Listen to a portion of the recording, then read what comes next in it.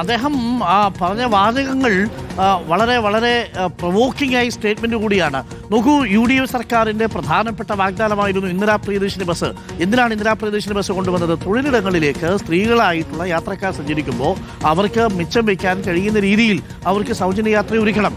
സൗജന്യ യാത്രയെ കേരളത്തിലെ സ്ത്രീകൾ 2 കൈ നീട്ടി സ്വീകരിച്ചു. അന്ന് ഗതാഗത വകുപ്പ് മന്ത്രിയും മുഖ്യമന്ത്രിയും ഒക്കെ പറഞ്ഞത് ഇത് സ്ത്രീകൾക്ക് ഒരു പുതിയ അധ്യായം കേരളത്തിൽ തുടക്കം കുറിക്കുന്നു എന്നുള്ളതാണ്. ഇപ്പോൾ അത് തള്ളിക്കയറലാവുന്നു. ഈ സ്ത്രീകൾ ഗുണഭോക്താക്കളായിട്ട് ഇന്ദിരാ പ്രിയദർശിനി ബസ്സിലേക്ക് യാത്ര ചെയ്യാൻ വരുമ്പോൾ അതിന് തള്ളിക്കയറാനായിട്ടാണോ ഗതാഗത വകുപ്പ് മന്ത്രി കാണുന്നത്?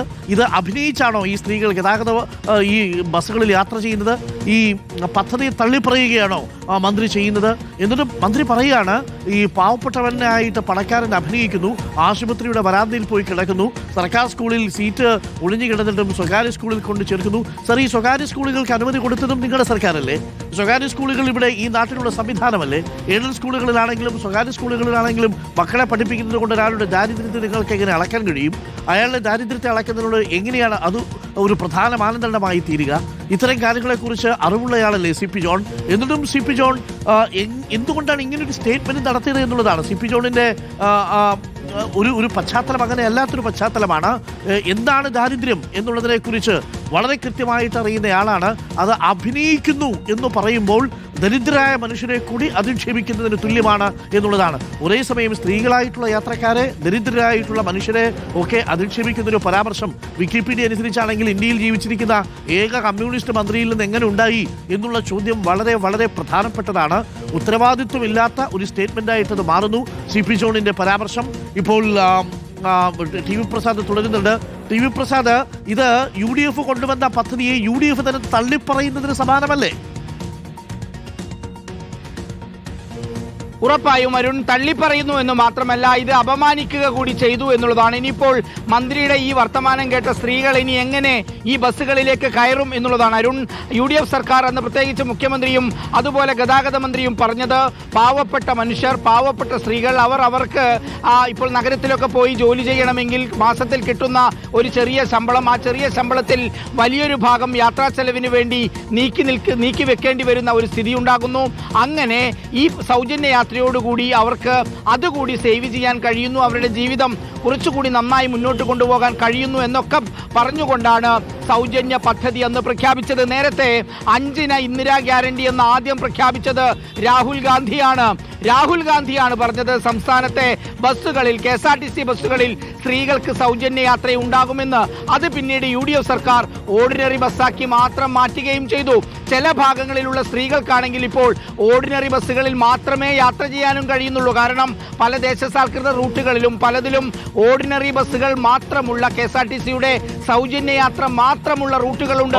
അവിടെ പണം കൊടുത്ത് യാത്ര ചെയ്യാൻ കഴിയുന്ന സ്ത്രീകൾക്ക് പോലും ഈ രീതിയിൽ സൗജന്യ യാത്ര കൊടുക്കേണ്ടി വരുന്നു, അനുഭവിക്കേണ്ടി വരുന്നു എന്നുള്ളതാണ്. അങ്ങനെയുള്ള നാട്ടിലാണ് അരുൺ മന്ത്രിയുടെ ഭാഗത്ത് നിന്ന് നിരുത്തരവാദപരമായ ഇങ്ങനെ ഒരു വർത്തമാനം ഉണ്ടാകുന്നത്. ഉറപ്പായും ഇതേത് സാഹചര്യത്തിലുള്ളതാണ് എന്നുള്ളത് തന്നെയാണ് നമ്മൾ മനസ്സിലാക്കേണ്ടത്. പ്രൈവറ്റ് ബസ്സുകാരുടെ ഉടമകളുടെ അസോസിയേഷനിൽ പോയിട്ട് KSRTCയിൽ യാത്ര ചെയ്യുന്ന സ്ത്രീകളെ അധിക്ഷേപിക്കാൻ ആരാണ് ഗതാഗത വകുപ്പ് മന്ത്രിക്ക് അവകാശം കൊടുത്തത്? തള്ളിക്കയറുന്നു എന്നുള്ള പദപ്രയോഗം, ദാരിദ്ര്യം അഭിനയിക്കുന്നു എന്നുള്ള പദപ്രയോഗം എങ്ങനെയാണ് സർക്കാരിൻ്റെ പ്രധാനപ്പെട്ട ഒരു പദ്ധതിയുടെ ഗുണഭോക്താക്കളെ കുറിച്ച് എങ്ങനെയാണ് ഗതാഗത വകുപ്പ് മന്ത്രി CP ജോണിന് പറയാൻ കഴിയുക? സൈദ്ധാന്തികനായിരുന്നു, കമ്മ്യൂണിസ്റ്റ് പാർട്ടിയുടെ പ്രവർത്തകനായിരുന്നു, ഏറെക്കാലം കമ്മ്യൂണിസ്റ്റ് സഹയാത്രികനായിരുന്നു, ഇപ്പോഴും കമ്മ്യൂണിസ്റ്റ് സഹയാത്രികനും കമ്മ്യൂണിസ്റ്റാണ് താനെന്നുമാണ് പറയുന്നത്. പക്ഷേ വരുന്ന വാക്ക് ദാരിദ്ര്യം അഭിനയിക്കുന്നു എന്നുള്ളതാണ്. ദാ നോക്കൂ, ആ പ്രസംഗത്തിന്റെ പൂർണ്ണരൂപം എത്തിയിട്ടുണ്ട്. വാക്കുകൾ നിഷേധിക്കാൻ കഴിയില്ല മന്ത്രി, അങ്ങേക്ക് കേൾക്കാം. കേരളത്തിലെ ജനങ്ങളുടെ ബിഹേവിയർ സയൻസൊക്കെ പഠിക്കുകയും അതിനെക്കുറിച്ച് ആ ബിഹേവിയർ അഭിനയിച്ച് കാണിക്കുക എന്ന് പറഞ്ഞാൽ ചെറിയ കാര്യമല്ല. ഒരു പാവപ്പെട്ടവനായിട്ട് പണക്കാരൻ അഭിനയിക്കുന്നു, അല്ലെങ്കിൽ പരമദരിദ്രനായിട്ട് അഭിനയിക്കുന്നു. അഭിനയം എന്ന് പറഞ്ഞാൽ ചെറിയ കാര്യമല്ല.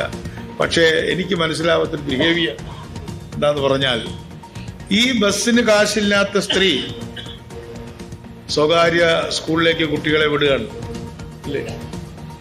ഗവൺമെന്റ് സ്കൂളിൽ സീറ്റ് ഒഴിഞ്ഞു കിടക്കുക. ഗവൺമെന്റ് സ്കൂളിലേക്ക് ഇപ്പോഴും കുട്ടികളെ വിടുന്നതിന് പകരം ഫീസ് കൊടുക്കേണ്ടാത്ത പ്രൈവറ്റിൽ പോലും വിടാതെ എവിടെ വിടുന്നത്? ഫീസ് കൊടുക്കേണ്ട സ്കൂളിലേക്ക് അല്ലേ? എന്നാൽ ആശുപത്രിയുടെ കാര്യം വരുമ്പോഴോ, ആശുപത്രിയുടെ കാര്യം വരുമ്പോൾ ദീപ്തി മേരി വർഗീസ് നമുക്കൊപ്പം ചേരുന്നു. ദീപ്തി മേരി വർഗീസ്, UDFന്റെ ഒരു പ്രധാനപ്പെട്ട പദ്ധതിയായിരുന്നു ഈ ഇന്ദിരാ പ്രിയദർശിനി ബസ്. ആ പേരിട്ടത് പോലും ഇന്ദിരയുടെ പേരിലാണ്, ഇന്ദിരാ പ്രിയദർശിനിയുടെ പേരിലാണ്.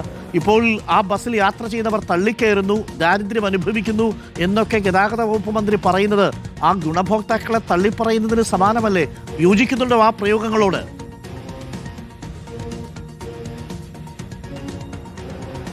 ദീപ്തി, എന്നെ കേൾക്കാമോ? ദീപ്തി മേരി വർഗീസ്, എന്നെ കേൾക്കാൻ കഴിയുന്നുണ്ടോ? UDFന്റെ സ്വപ്ന പദ്ധതിയായിരുന്നു സ്ത്രീകൾക്കുള്ള സൗജന്യ യാത്ര. സർക്കാർ അധികാരത്തിൽ വന്ന് ആദ്യം നടപ്പാക്കിയ പദ്ധതിയാണ്. ആ പദ്ധതിയുടെ ഗുണഭോക്താക്കളായിട്ട് കേരളത്തിലെ സാധാരണക്കാരായിട്ടുള്ള സ്ത്രീകൾ ആ വാഹന യാത്ര ഉപയോഗിക്കുന്നു. ആ സൗകര്യം ഉപയോഗിക്കുന്നവരെ കുറിച്ച് ഗതാഗത വകുപ്പ് മന്ത്രി CP ജോൺ പറഞ്ഞതിനോട് യോജിക്കുന്നുണ്ടോ എന്നതായിരുന്നു. ആ ടെലിഫോൺ കണക്ഷൻ ഒന്ന് കട്ടായി പോയിട്ടുണ്ട്. എന്തായാലും ഇതാണ് ആ പൂർണ്ണമായിട്ടുള്ള പ്രസംഗമാണ്. അപ്പോൾ ഇനി അത് ഞങ്ങൾ അടർത്തിയെടുത്ത് സംപ്രേഷണം ചെയ്തു എന്ന് ഗതാഗത വകുപ്പ് മന്ത്രി അങ്ങ് പറയരുത്. സന്ദർഭത്തിൽ നടത്തിയെടുത്തു എന്നും അങ്ങ് പറയരുത്. കാരണം അത് പൂർണ്ണ രൂപവും ഇപ്പോൾ നമ്മൾ സംപ്രേഷണം ചെയ്യുന്നുണ്ട്. അങ്ങ് സംസാരിച്ചതിൽ നിന്ന് കാര്യങ്ങൾ വ്യക്തമാണ്. അഭിനയിക്കാൻ ചിലർ, അഭിനയം എന്ന് പറഞ്ഞാൽ ചെറിയ അഭിനയമൊന്നുമല്ല, പരമദരിദ്രരായിട്ട് അഭിനയിക്കുമെന്നാണ്. അങ്ങ് ആരെയാണ് അധിക്ഷേപിക്കുന്നത്?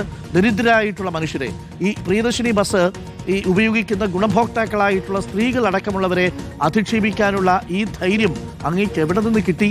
അധികാരത്തിൻ്റെ കിരീടവും സിംഹാസനവും ചെങ്കോലും ഒക്കെ കിട്ടുമ്പോൾ ദരിദ്രരായിട്ടുള്ള മനുഷ്യർ അഭിനേതാക്കളായി മാറുന്നത് എങ്ങനെയാണ് മിസ്റ്റർ CP ജോൺ? ഇത് പ്രധാനപ്പെട്ട ഒരു വിഷയമാണ്. കേരളത്തിലെ വനിതകളെ, പ്രത്യേകിച്ച് പ്രിയദർശിനി ബസ്സിൽ യാത്ര ചെയ്യുന്ന ഗുണഭോക്താക്കൾ കുറിച്ചുള്ള പരാമർശമാണ്.